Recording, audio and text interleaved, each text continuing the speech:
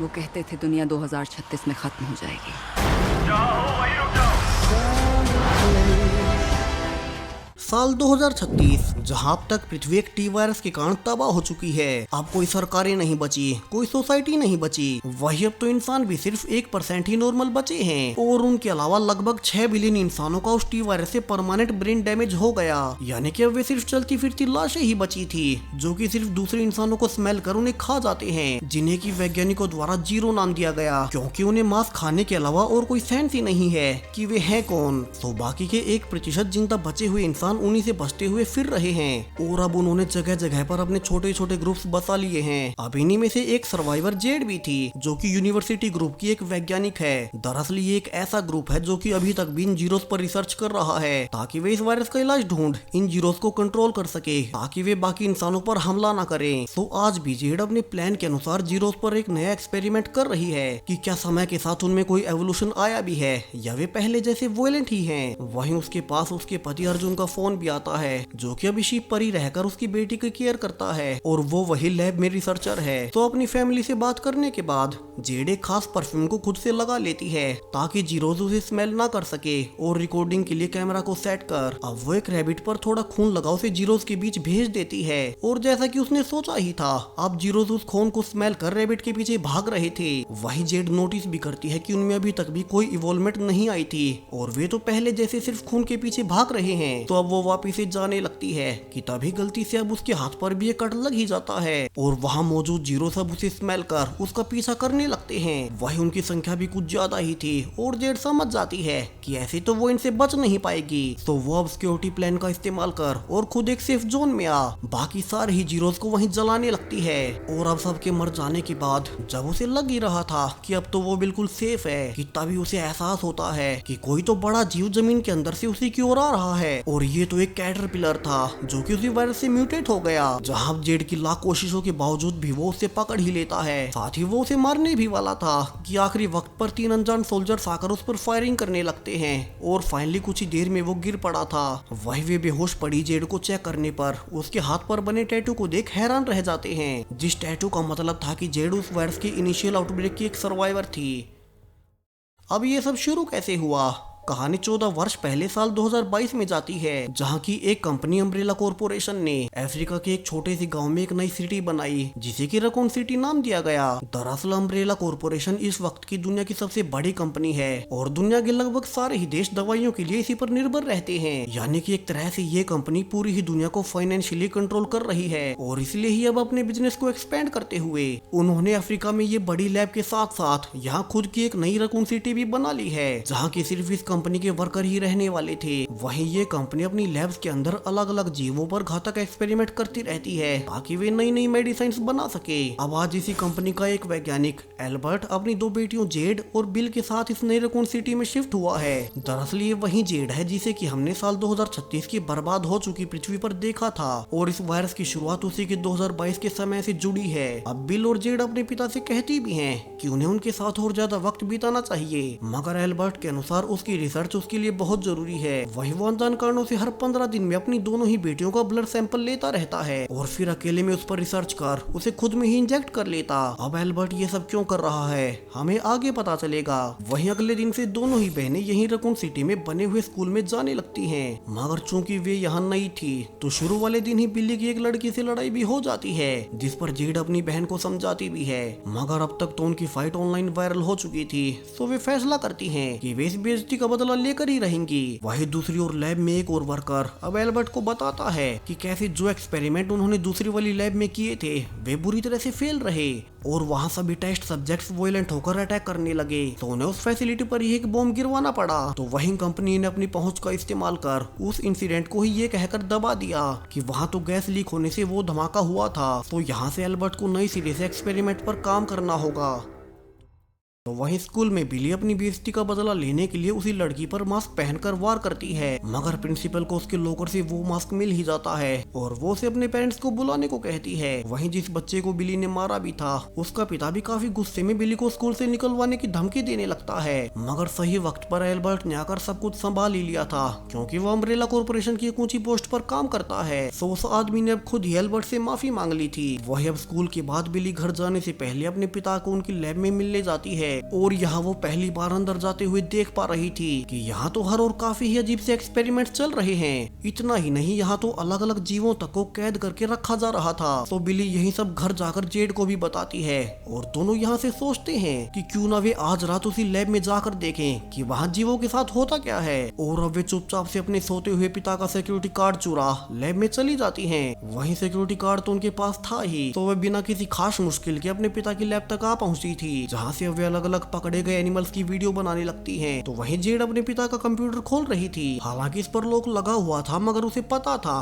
कि उसके पिता हर जगह एक ही आईडी पासवर्ड यूज करते हैं और वो भी अब उसे अनलॉक कर उसका डेटा देखने लगती है, जिसमें कि उसी फेल्ड एक्सपेरिमेंट की वीडियोस थी। तो दूसरी ओर बिली गलती से एक लॉक दरवाजे को खोल देती है, जिसमें से कि अब एक म्यूटेटेड डॉग बाहर आता है जो कि कहीं से भी नॉर्मल तो नहीं लग रहा था और वो अब दोनों ही बच्चों को देख उन पर अटैक कर देता है, जिससे कि अब लैब में हर और अलार्म बजने लगे थे। वही वो डॉग कुछ ज्यादा ही स्ट्रॉन्ग था जो कि अब लिफ्ट के दरवाजे को तोड़ दोनों के ही पीछे भागता है और चूंकि मेन दरवाजा अब तक लॉक हो चुका था तो वो फाइनली बिली को बाइट कर उसे इधर से उधर घसीटने लगता है। और अपनी बहन को बचाने के लिए जेड फाइनली एक रोड से डॉग पर वार कर उसे मार डालती है और अपनी बहन को देखती है जो कि अब बुरी तरह से घायल हो गई थी। अब प्रेजेंट यानी कि साल 2036 में जेड उन्हीं सोल्जर्स के कैंप में उठती है जिन्होंने उसे उस म्यूटेटेड कैटरपिलर से बचाया था और अब वो ट्रेस करने लगती है कि वो है कहाँ। कि तभी उसे एक आदमी रिसीव करता है और जेड कहती है कि उसे कैसे भी करके अपने ग्रुप में अपने पति अर्जुन और बेटी के पास वापस जाना है, मगर वो आदमी अब एक फ्लेयर गन से जेड को दिखाने लगता है कि यहाँ से कोई बाहर चलकर नहीं जा सकता क्योंकि इस छोटी सी कम्युनिटी की दीवारों को चारों ओर से हजारों जीरोस ने घेर रखा है और यहाँ सिर्फ एक ही हेलीकॉप्टर है जो कि अभी बाहर सप्लाई ढूंढने गया है। तो उसके वापस आने के बाद ही वो यहाँ से निकल पाएगी। अब यहाँ दोनों बातें कर ही रहे थे कि तभी अनाउंस होता है कि अम्ब्रेला कॉर्पोरेशन के हेलीकॉप्टर्स उन्हीं की कम्युनिटी की ओर आ रहे हैं। दरअसल अम्ब्रेला कॉर्पोरेशन ने साल 2022 की अपनी लैब से भागे हुए सभी ही सर्वाइवर्स पर इनाम रखा हुआ था जिन्हें कि वे जिंदा चाहते हैं और जेड का नाम उसी लिस्ट में नंबर 1 पर है। तो वो आदमी अब जेड पर गन पॉइंट कर उसे छिपा देता है ताकि उसे अम्ब्रेला कॉर्पोरेशन को 100 पैसे ले सके। मगर अब अम्ब्रेला सोल्जर्स का लीडर बैक्स्टर नीचे आते ही सबको जान से मारने लगता है और अपने सोल्जर्स को ऑर्डर देता है कि वे किसी को भी यहाँ से जिंदा जाने ना दें। तो वहीं जेड मौका पा वहाँ से भागने की कोशिश करने लगती है। हालांकि अभी तक अम्ब्रेला सोल्जर्स ने वहाँ आग लगा दी थी और बैक्स्टर खुद ही जेड के सामने आकर कहने लगता है कि उन्हें काफी समय से उसकी तलाश थी और वो उनके बहुत काम आएगी। मगर अब उनसे बचने के लिए जेड सीधा हजारों ज़ॉम्बीज़ के बीच ही कूद जाती है और अब उसे देख सारे ही जीरोस उस पर अटैक करने टूट पड़े थे जिनसे कि वो बचकर भागती भी है। मगर आखिरकार वो एक शीशे की दीवार में फंसी गई थी। तो ऊपर से बैक्स्टर फिर से कहता है कि जेड यहाँ से कैसे भी नहीं निकल सकती, तो उसे खुद को उन्हें सौंप देना चाहिए। मगर अब तक वहाँ के लोकल्स गाड़ी लेकर वहाँ से निकल रहे थे तो जेड जल्दी से भागकर एक गाड़ी में चढ़ जाती है। हालांकि उन्हें अब तक बहुत सारे ज़ॉम्बीज़ घेर चुके थे और वे गाड़ी में मौजूद लोगों को एक एक कर काटने लगते हैं, जिनके बीच अब जेड किसी तरह से खुद को बचा। अब वो गाड़ी लेकर अकेले ही वहाँ से निकल ही जाती है और पूरी रात ड्राइव करने के बाद वो एक दूसरी कम्युनिटी में पहुंच जाती है जहाँ से कि वो कुछ देर के लिए अम्ब्रेला सोल्जर से छिप सके। यहाँ वो मेलिंडा नाम की एक औरत के घर जाती है जिसे कि वो पहले से जानती थी और मेलिंडा उसे रहने के लिए कमरा दे देती है। यहाँ से जेड अपने पति अर्जुन को फोन कर अब सारी ही डिटेल्स बताती है कि कैसे अम्ब्रेला सोल्जर्स उसके पीछे पड़े हैं और अर्जुन उसे आइडिया देता है कि वो यहाँ से नदी के रास्ते एक दूसरी कम्युनिटी ब्रदरहुड में चली जाए जहाँ की अम्ब्रेला सोल्जर्स नहीं जा सकते। वहीं जेड ये भी पाती है कि दरअसल मेलिंडा का पति बैरी वो भी म्यूटेट हो चुका था, तो मेलिंडा ने उसे बाथरूम में ही बांध दिया। वहीं मेलिंडा उसे ये भी बताती है कि जिस डायरी में यहाँ के स्मगलर्स के कॉन्टेक्ट नंबर्स लिखे हुए थे वो डायरी भी बैरी की जेब में ही है, तो अगर उसे यहाँ से निकलना है तो उसे बैरी की जेब से वो डायरी निकालनी होगी। और अब जेड खुद को प्रोटेक्ट कर बैरी को पहले बेहोश करती है और फिर उसकी जेबों को चेक कर डायरी निकाल ही लेती है। मगर अब तक बैरी का हाथ टूटने से वो हथकड़ियों से आजाद हो चुका था और वो सीधा भागकर मेलिंडा पर अटैक करता है, मगर वो उसे कुछ भी नुकसान पहुंचा पाता उसके पहले ही जेड पीछे से उस पर वार कर उसे मार देती है और जल्दी से डायरी वाले एड्रेस पर जा एक स्मगलर से अपनी ज्वेलरी के बदले में सौदा कर अब वो शिप में यहाँ से निकलने का टिकट ले ही लेती है। जहाँ अंधेरा होने पर वो बाकी के लोगों के साथ यहाँ से शिप के आने का इंतजार कर ही रही थी कि तभी ऊपर से फिर से अम्ब्रेला कॉर्पोरेशन के हेलीकॉप्टर आ उन पर अंधाधुंध फायरिंग करने लगते हैं, जिसमें कि अब काफी सारे लोग मारे भी जा रहे थे और वहाँ भगदड़ मच जाती है। वहीं जेड भी बाकी सबके साथ जल्दी से भाग रही थी जहाँ उसे गन भी पड़ी हुई मिलती है और एक बच्चा दिखाई देता है, तो उसे भी बचाने के लिए वो उसे उठा एक वेयर हाउस में जा छिपती है। वही बाहर अब तक बैक्स्टर के सोल्जर्स ने सभी को मार दिया था, मगर बैक्स्टर कहता है कि उन्हें कैसे भी करके जेड को ढूंढना ही होगा क्योंकि वो उनके लिए बहुत जरूरी है, चाहे उन्हें इसके लिए कुछ भी क्यों न करना पड़े। अब अम्ब्रेला कॉर्पोरेशन इस तरह से जेड के पीछे क्यों पड़े हैं, उन्हें उससे चाहिए क्या, हमें जल्द ही पता चलेगा। तो वहीं जेड ने जिस बच्चे को बचाया भी था अब उसके पेरेंट्स भी उसी वेयर हाउस में आ जाते हैं और वे साथ मिलकर यहाँ से निकलने का फैसला करते हैं। वहीं साल 2022 में उस म्यूटेटेड डॉग के काटने के बाद छोटी जेड अपनी बहन बिली को वहाँ से लेकर निकल ही रही थी कि तभी वहाँ एल्बर्ट भी आ जाता है और देखता है कि दोनों ने ही उसकी पीठ पीछे यहाँ लैब में आकर ये क्या कर दिया।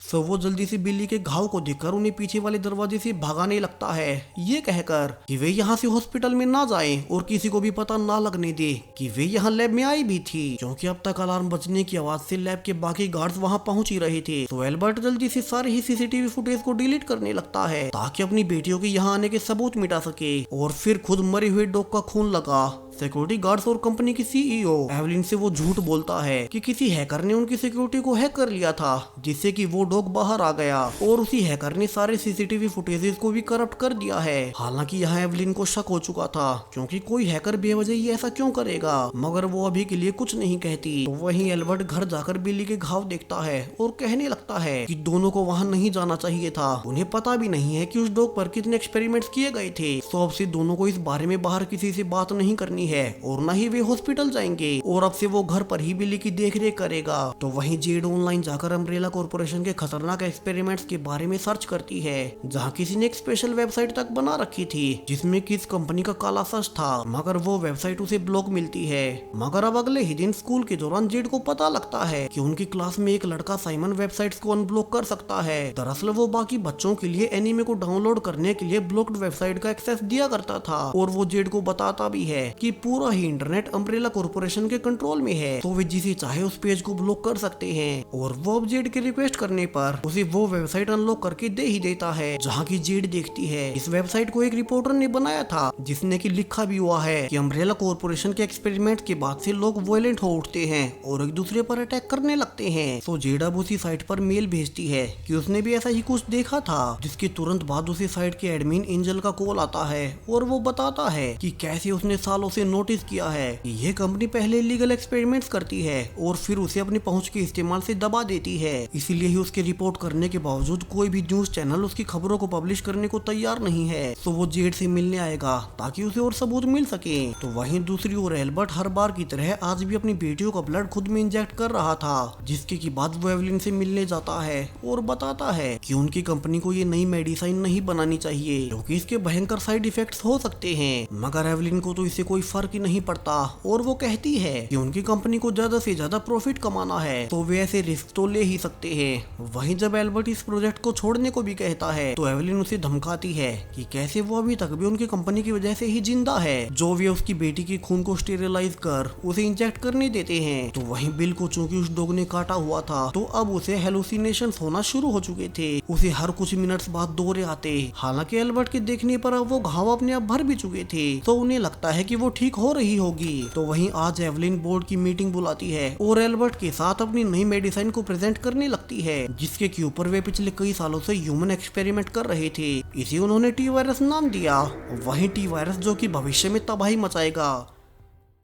हालांकि अभी किसी को इसके बारे में पता नहीं था और एवलिन बताना शुरू करती है कि कैसे इस दवा को किसी में भी इंजेक्ट करने पर वो अपनी लिमिट से कहीं गुना ज्यादा ताकत शो कर सकता है, उसमें कहीं गुना एग्रेशन आ जाता है। वही उनके पास इसका दूसरा वेरिएशन भी है जिसमें कि वो दिखाती है कि कैसे वे एक बेकाबू डॉग को कुछ लाइट्स दिखा उसे शांत कर सकते हैं। तो वो कहती है कि ये मेडिसिन दुनिया के लिए एक तोहफा साबित होगी और इसे वे एनर्जी डोज के रूप में प्रमोट कर सकते हैं। यहाँ हालांकि बोर्ड मेंबर्स पूछते भी हैं कि क्या हो अगर कोई इस दवा को लिमिट से ज्यादा खा ले, मगर एवलिन के अनुसार इसका तो अभी उन्हें भी नहीं पता। वहीं दूसरी ओर बिली के हेलुसिनेशंस बढ़ते ही जा रहे थे, मानो उसका दिमाग धीरे धीरे बंद हो रहा हो और वो किसी जानवर में बदल रही हो, जहाँ वो जेड को बताती भी है कि अब उसे ज्यादा दर्द महसूस नहीं होता। वही लाइट्स और साउंड्स उसे चुभ रहे हैं, सो उसके साथ कुछ तो गलत जरूर से है। मगर जेड उसे शांत करती है कि ये सब दवाइयों का साइड इफेक्ट हो रहा होगा, इसलिए उसे ऐसा फील हो रहा है और जल्दी सब कुछ ठीक हो जाएगा। तो वहीं प्रेजेंट यानी कि साल 2036 में जेड उस फैमिली के साथ स्मगलर्स के पास पहुंच चुकी थी, जहां से वे उन्हें काफी सारे पैसे और वो कार रिश्वत में देते हैं ताकि उनकी गाड़ियों में बैठ वे उन्हें ये एरिया पार करवा दे, जिसके बाद सभी रेफ्यूजीज को गाड़ियों में डाल वहां से ले जाया जाने लगता है। तो वहीं उनके निकलते ही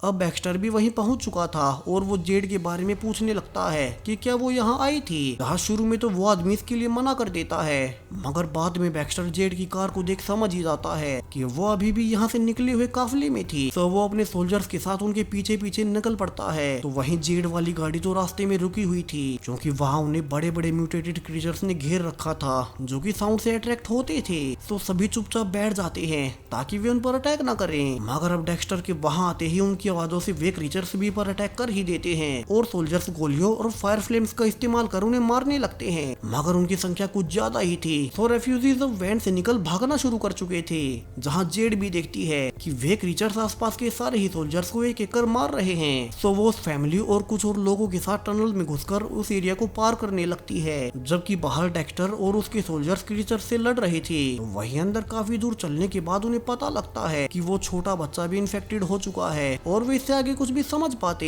उसके पहले एक और आदमी उन्हें भागने को कहता है, क्योंकि वहाँ एक म्यूटेटेड स्पाइडर आ चुका था और वो स्पाइडर अब एक एक कर उन सबको जान से मारने लगता है, जिसमें कि आखिर में सिर्फ जेड ही जिंदा बची थी और वो गुफा से बाहर निकल फाइनली उस दूसरी कम्युनिटी के एरिया में पहुंची जाती है। मगर यहाँ तो डेक्स्टर पहले से अपने सोल्जर्स के साथ उसका इंतजार कर रहा था और चूंकि वे सभी ब्रदरहुड कम्युनिटी के एरिया में थे, तो वे अब डेक्स्टर और उसके साथियों के साथ अब जेड को भी पकड़ ही लेते हैं। वही साल 2022 में वही रिपोर्टर एंजल जेड से मिलने रकून सिटी में पहुंच चुका था और जब उसे बिली के बारे में पता लगता है कि उसे म्यूटेटेड डॉग ने काट लिया है, तो वो उन्हें सतर्क करना है कि ये कितना खतरनाक है, क्योंकि एक ऐसे ही एक्सपेरिमेंट के दौरान इस कंपनी के टेस्ट सब्जेक्ट्स वोलेंट हो गए थे, जिसकी की खबर उन्होंने दबा ली ताकि हम लोगों को पता ना लगे। मगर अब आगे जो एंजल उन्हें बताने वाला था वो तो और भी अजीब था, और वो कहता है कि उसने उनके बारे में सारे ही रिकॉर्ड्स चेक किए हैं, जिनके अनुसार उन दोनों का ही पिता एल्बर्ट तो साल 2009 में ही मर चुका है, और अगर वो साल 2009 में ही मारा गया तो फिर ये एल्बर्ट है कौन। इतना ही नहीं, गवर्नमेंट रिकॉर्ड्स में भी इन दोनों ही बहन का कोई नाम नहीं है और न ही ये रिकॉर्ड है कि वे पैदा कब और कैसे हुई थी, जिसे कि सुनकर तो अब दोनों ही डर जाती हैं और वहां से भागकर घर आने लगती हैं। तो वहीं पीछे उस रिपोर्टर को अम्ब्रेला के गार्ड्स पकड़कर एवलिन के पास ले जाते हैं, जहां की वो एवलिन से कहता भी है कि वो सबके सामने उनकी कंपनी का भांडा फोड़ कर ही रहेगा, जो वे इंसानों और जानवरों पर इतने सारे इलीगल एक्सपेरिमेंट्स कर रहे हैं। तो वही प्रेजेंट में जेड, बैक्स्टर और उसके साथियों को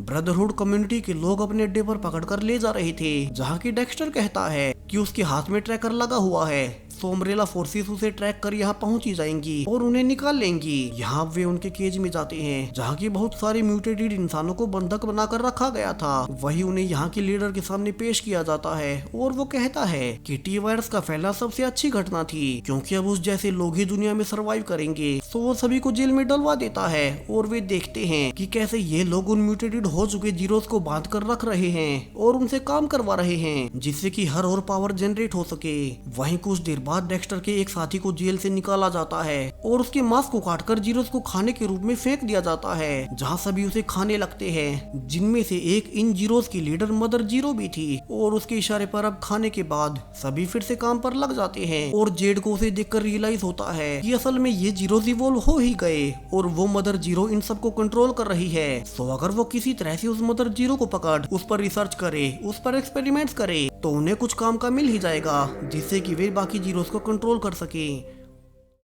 और जेड इससे खुश होती है क्योंकि वो इसी के लिए तो भटकती फिर रही थी कि तभी डेक्स्टर जेडा से कहता है कि क्यों ना वे साथ मिलकर यहाँ से निकले और फिर वो आगे रिपोर्ट कर देगा कि जेड मारी जा चुकी है। और जेड की हाँ कहने पर अब दोनों जेल को तोड़कर वहाँ से भागने लगते हैं और वहाँ के गार्ड्स को मार अब वे डेक्स्टर के साथियों को छुड़ाते हैं और साथ मिल गार्ड से लड़ने लगते हैं। हालांकि अभी भी वे यहाँ बंद ही थे तो डेक्स्टर बिना देखे सारे हीलिवर्स को खींचने लगता है ताकि दरवाजे खुल ही जाए और वे यहाँ से निकल सके। मगर अब उसने गलती से म्यूटेटेड जीरोस का भी दरवाजा खोल ही दिया था जिससे कि अब वे जीरोस भी उन पर अटैक कर देते हैं और वे जीरोस और गार्ड्स दोनों से हिलड़ वहाँ से निकलने लगते हैं। तो वहीं जेडा को अपना मिशन पूरा करना था और वो मौका पा अब पूरी टीम से अलग होकर मदर जीरो के पास जाती है और उसके सिर को काट देती है ताकि उसे अपने साथ ले जाकर उस पर रिसर्च कर सके। और वो अब उसके सिर के साथ वहाँ से निकलने लगती है जहाँ की डेक्स्टर लगातार जीरोस को मारते जा रहा था। मगर निकलने से जस्ट पहले अब डेक्स्टर भी वहीं मारा जाता है और बाकी के जीरोस उसे खाने लगते हैं। तो वहीं जब जेड ऊपर निकली ही थी कि वो देखती है कि अब तक अम्ब्रेला के बाकी के सोल्जर्स वहाँ पहुँच चुके हैं और अब एक सोल्जर जेडा को पकड़ अपना मास्क हटाता है और जेडा ये देख हैरान रह गई थी कि ये कोई और नहीं बल्कि उसकी बहन बिली ही है, यानी कि ये सब कुछ करवाने के पीछे बिली ही थी। वहीं उसे जेडा से ऐसा क्या चाहिए था जो वो उसके पीछे अब तक पड़ी हुई है। इसके अलावा साल 2009 का वक्त भी दिखाया जाता है जहाँ की सरप्राइजिंगली एक नहीं बल्कि तीन एल्बर्ट एक लैब में काम कर रहे थे। अब ये कैसे हुआ, कहानी में बहुत बड़े बड़े ट्विस्ट आने वाले हैं जिन सभी का राज खुलेगा इस सीरीज के दूसरे और आखिरी पार्ट में। तो अभी चैनल को सब्सक्राइब करें, साथ ही फीडबैक देते जाएं कि ये सीरीज अब तक आपको कैसी लगी। Thank you.